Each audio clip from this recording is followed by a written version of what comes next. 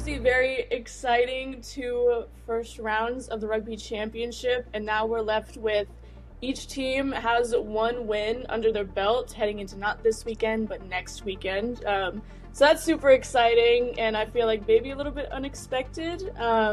So now that each team has one win, like I was saying, who do you think had the most convincing win from these past couple matchups? Yeah, so if we're looking at both rounds, Emma, I would say the Wallabies at Ellis Park was the most impressive of all the performances, just with that comeback 6 unanswered tries against the Springboks at a venue which they very rarely lose. That is massively impressive. Interestingly, I know that the first week I predicted Argentina to beat New Zealand, and it happened the second week, which actually for me is probably the second most impressive win, just purely because with Los Pumas, they often start hotter and then they lose the next week. So to rebound and come back and win the second week, that was massively impressive. The All Blacks looked pretty good in round one, but actually, interestingly, coming into this, we would have said it was very much a shootout between the Boks and the All Blacks. And for me, they've probably been, in terms of their victories, the two less impressive sides. Which I guess is, I'm grading them on a slightly different scale to the Wallabies and Los Pumas just because of expectation. So I guess Wallabies at Ellis Park, by far the most impressive, followed by the Pumas in Buenos Aires last weekend. Absolutely. I think I read somewhere yesterday when I was doing a little bit of research that this is one of the closest rugby championships so far in history, or something like that. It's been too close, but obviously there's still a lot of time for teams to get better, obviously, and develop. But I guess I was saying that New Zealand and South Africa, we were saying that it's probably one of the most highly anticipated of the matchups of the Rugby Championship. Obviously, the former number one going up against the new number one. So just kind of what's your overall prediction for how these next two matchups are going to go? Do you think New Zealand is going to get both, South Africa is going to get both, or do you think it's going to be just a 1-1? I think it'll actually be a split series, and I say that on the factor that I think South Africa did overlook Australia. I think they can come out and say they didn't, but they knew that these two tests were coming in New Zealand, and that's where it needs to happen. And I think with that in mind, the Boks big game players will get them over the line at one of them. It'll be really interesting if they can do it at Eden Park. Obviously, the All Blacks haven't lost there since 1994, so that's a hell of a lot of history to try and overcome. But I do think they will split the series. That, for me, doesn't allay the fears that this Springbok side are on the wrong side of where they need to be in terms of their peak. I think that they have to figure out a rebuild. It's great that Rassie has been blooding so many players, but you still don't replace those generational players straight away. So I think they will have this one big series left in them, and I think they'll split with the All Blacks. I think the All Blacks the All Blacks, if anyone's going to sweep it, it'll be the All Blacks, but I think it'll be 1-1 would be my gut feeling going into this round, and I think it'll be two cracking test matches. The All Blacks, for me, there's just still a little bit too much fragility from what we saw in the French series and now against Argentina, that if you do put it up to them physically, they can kind of go missing a little bit. Now, I still think that they're a growing side, and I think they will continue to get better. But yeah, I think in summation, it'll be a split series. I think the Boks will use this as one big final hurrah for a lot of players, and I think Rassie will be cutthroat enough that at the end of this Rugby Championship, he will turn over the squad. Yeah. And I think recently we saw that Rassie did unveil his squad against New Zealand. I know that in the past couple matchups, he's kind of been experimenting with who he wants on the field. And I was just curious, what is a change that has yet to be made that you'd like to see on the Springboks lineup? Or if there was a change that has already been made heading into the New Zealand series, how do you think that could be a total game changer? I think it's time to turn over to Sasha Feinberg-Ngomazulu. I know he's not in the best of his form. And when I say turn it over, you could well play him at 12 with Handré Pollard to really learn from Pollard. I don't think Damien Dialende is in good enough form to justify his, uncontested starts, which he has deserved over the past few years. I think there's a real opportunity there for Rassie if he was brave enough to put Sasha in at 12 and learn from Pollard, or completely rip the bandage off and start Sasha. I mean, it's hard to, when you look at the Springboks, I think that there has to be a bit of self-reflection in that what they do best is ultimately their physicality, right? So Handré Pollard is perfect for the system that wins with the Springboks. Tony Brown coming in has been great to try and expand the game plan, but I actually don't think that experiment is working. So if you're willing to go back to a kicking 10, keep Handré Pollard there, that's great, and then bring in Sasha so he can learn from Pollard. My preference would be him at 12 rather than on the bench, but we can see how that goes. So if I was going to make a change, I'd bring Sasha in at 10 and really back him. I think that they also really have to have a realization that South Africa will always have world-class individuals in the wide channels, and that's enough creativity for them, but they should really have a dominant pack and a dominant centre pairing. That's when they're at their best, and obviously good kicking halfbacks. Grant Williams, I really rate him as a scrum half. I think he's still learning how to dictate tempo because his natural instincts is to just run and put the pace up and get things going. His box kicking's definitely improved. His passing game's very good, so he's kind of locking himself in at 9. So I think now's the time to turn it over to Sasha and back him at 10 if you're not going to keep Pollard there.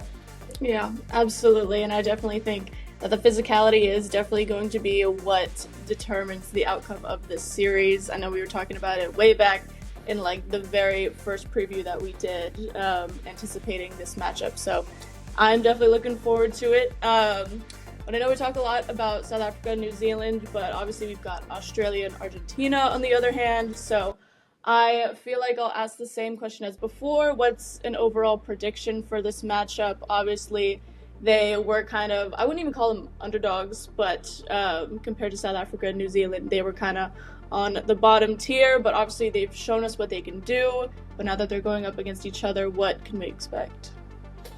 Yeah, I actually think the Wallabies sweep this series. I think they take both tests down under. The only issue I could see for the Wallabies will be the injury toll, which is still ramping up after that really physical trip to South Africa. Los Pumas are a little bit healthier and more than capable of winning in Australia. They've done it before, and I'm sure they could do it again. I just think Australia are building something quite nice here.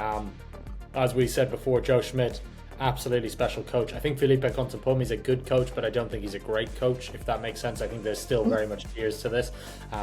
He's still young in his coaching career. He will keep getting better, and I think he'll find a bit more of what he's looking for in terms of his overall identity for Los Pumas. But I think this Wallaby side, provided they aren't massively hit with the injury bug, will be pretty tough to beat at home, and I think they'll set themselves up going into the final 2 rounds against the All Blacks with a chance of winning the championship. That would be just my prediction going into it. I wouldn't be shocked if Argentina win one, but on the outset I think the Wallabies have too much for them at the moment. Yeah, and the Wallabies definitely didn't make it easy for the Springboks in this past game, and I kind of think we were chatting a little bit while the game was going on. There were a couple things that Australia wasn't really, I guess I would say, taking advantage of, or they could have made better decisions to make it an even closer game and even possibly win it. So what do you think, or could you just dive into maybe what were some of those mistakes that Australia made that they could fix this time around to really secure the series against Argentina? Yeah, I think with the Wallabies, if I was looking at it being, a performance analyst in the squad or whatever, I think there's got to be a real look, and it's a global thing, that teams are really starting to go for the corner to set up lineouts to try and get tries when they've got momentum. But the reality is the Wallabies turned down 2 very kickable penalties in the first half. I think if they went into the break at 20-16, the pressure goes really onto the Springboks there when you're back within a score. They're obviously 2 scores behind at half time. Then to turn around and kick a real long range one, which it was great that James O'Connor got at the end of the half. It didn't really make much sense in terms of the thought process of why are you turning down points earlier in the half that are far easier to get, especially when the Bok defence, for me, really fronted up and did quite well overall on that side of things. It's obviously not at where it was at its peak, but they were doing enough to repel the Wallabies generally. So that for me was a strange one. I don't know why they didn't just take the points a bit earlier and kind of keep the pressure on Springboks and make the Boks ask themselves some questions. That was one real key area for me. Other than that, I thought they played pretty well. They might have forced their hand a little bit, but they were chasing the game, so you kind of expect that. For me, it was really those 2 penalties in the first half. I think that really changes the complexion of the game.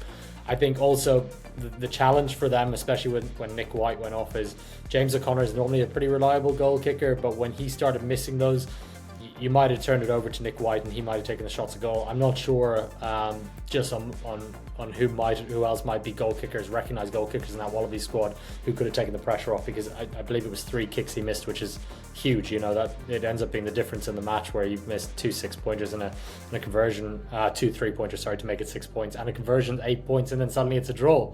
So it's I really think the Wallabies kicking strategy for posts needs to be looked at. But again, I don't think it's necessarily just an Australian thing. It's kind of a worldwide theme, and you've seen sides like Leinster in particular in the European Cup, their fans would be pulling their hair out because they just don't take points when they should, and it cost them against sides like Northampton and things like that over the past few years. So yeah, other than that, I think the Wallabies had very good strategy in South Africa. I think they picked apart the Boks, asked them plenty of questions that many people didn't think they would, and I think against Argentina it will be a very different game. It won't be necessarily trying to run Argentina off the feet, because they won't do that, because the Pumas like that kind of game. It'll have to be tightened up and take on the Pumas pack a little bit more up the middle, in and around the ruck. So that'll be really interesting to see. Yeah, and I'm going to ask kind of the same kind of question for going into or coming out of Argentina and New Zealand. Obviously, Argentina took the loss the first time around against New Zealand and then came back around the second time. What do you think they fixed from the first game to the second game that could be very useful if they're looking to get a win against the Wallabies? Yeah, so I think when we spoke last time, the issue that we had with the Pumas was that they just didn't front up physically. Mm-hmm. This week they did, or the week just gone, they fronted up physically, and they really, really took it to the All Blacks at the point of contact, which they didn't. They lost that point of contact in round 1. In round 2, they fronted up. They smashed the All Blacks in terms of tackling and obviously in the carry. So they got over the gain line and they really were physically fronting up. I also think when it comes to taking points, they took their points when they were on offer, when they could have gone for the corner, which the Wallabies did. And that kind of just kept the All Blacks at sort of just out of range of taking it late, which the All Blacks are specialists at doing. So I was really, really impressed with it. I think there was a lot of tactical maturity there. Take the points when they're on offer, shut the game down, and don't overplay your hand, which again, I felt the Wallabies possibly did a little bit in Cape Town. So yes, on the flip side of the Wallabies tactics is what I think the Pumas got right. Very nice, very nice. Well, I could not agree more. And I feel like it might be too early to call, but I just wanted to throw these questions in here. Do we think that whoever takes the series between the Springboks and the All Blacks, do you think they'll be the ones to take the whole Rugby Championship? Or I guess that wouldn't apply if it's a draw, but hypothetically, if one or the other side did take it, do you think they'd be able to take it all the way? And kind of same question for Argentina, Australia, whoever takes that series, do you think they could have a real chance to take it all the way? Yeah, it's really tough, right? Because I think if the All Blacks and Springboks split and the Wallabies sweep the Pumas, I back the Wallabies to take the championship, because I think, I've said it from before the championship, and I believe it's still that they'll beat the All Blacks in Perth. I just have a real feeling that that'll happen, in which case the Wallabies will take the title. I think, going to your question on that, if the All Blacks sweep the Springboks, it'll be tight with the Wallabies, but they'll beat them on points difference, would be my guess. So I think that's the case. I know it sounds like I'm really writing off Argentina. I'm not, but of all the teams, I think they've probably got the most outside chance. I also feel South Africa at the moment are more than capable of losing in Argentina again. So that for me would be my big fear. I think if they split with the All Blacks, they would back themselves to go on, but I can see them losing in Argentina. So actually, the wildest of wild cards, I think Australia, if they sweep the series, will win the Rugby Championship. I think if the All Blacks sweep the series, they win the Rugby Championship. I don't think the Springboks, like I said from there, I don't think the Boks are going to sweep the All Blacks in New Zealand. I think at best they'll split with them, and I think they'll split with the Pumas. It's a weird one. I didn't think this coming into the competition. I really thought it was the Springboks would go, having beaten the Wallabies twice, split a series with the All Blacks, then beat the Pumas. But from what I've seen with the Boks recently, I just don't have confidence that they won't have another slip up in them. Yeah, no, it's been a little tragic watching the Springboks. I wouldn't say not live up to their expectation, but obviously when you have such high expectations, really any sort of weakness can kind of turn fans, I feel like, and make it like, oh, I don't know anymore. But I feel like anything could still happen. It's been super exciting, especially with, like we were saying, every team has one win under the belt so far, so I feel like it really kind of could be anybody's competition. But I guess my final question will be, do we think the South Africa-New Zealand series is when Will Jordan beats the ultimate try record? Oh, yeah, we're getting close. I think he'll do it by the end of the championship. I'm not sure against the Boks, but he had the Boks. From memory, I haven't obviously looked at the stats too much on this. From memory, the Boks tend to handle Will Jordan relatively well. So that could limit him getting there, but he's getting awfully close. He'll do it by the end of the season for sure. He'll have the All Blacks try scoring record. I think by the end of the championship he'll have it. He's just phenomenal, isn't he? So it's just weird. I think that South Africa-New Zealand game, I just don't see it being in a big, open, expansive game. I think it's going to be too much of an arm wrestle for him to really break the record then. So no, I don't think he does it then. I think he does it by the end of the championship though. But yeah, well, that'll be awesome if he does. It's we talk about him. He's one of the best players in the world, and he's been unfortunate with injuries over his career quite a bit. I mean, he would be an all-time great in my mind as soon as he breaks that record. So yeah, there we are. I know I can't completely say I'm rooting for the All Blacks, but I am rooting for him in that sense because that's just so amazing and so exciting for him. Obviously, everybody wants to get there, but just to be able to, he's so close. You really just want him to get there. So yeah, no doubt. That's really all I have for today. Cutting it kind of short, but yeah, I'm super excited for this next round or these next series, these next couple games. I know I'll definitely be watching, but yeah, I don't have anything else for you. If there's anything you have for me, I will probably let you go. There we go. No, thanks, Emma. Always love to chat. And I think it's going to be two really great rounds in these two series. And again, I think those All Blacks and Springboks split, and I think the Wallabies wipe the Los Pumas and they go into the final two rounds as the clear favourites for the title. It's going to be interesting to watch. Dude, an Australia Rugby Championship would actually just be so crazy. I don't know, I wouldn't have seen it coming, but obviously seeing how they have been playing, it's definitely coming into fruition now. But yeah, no doubt. Joe Schmidt deserves a medal for it, yeah. And he really does, coming out of the woodwork like this. But there we go.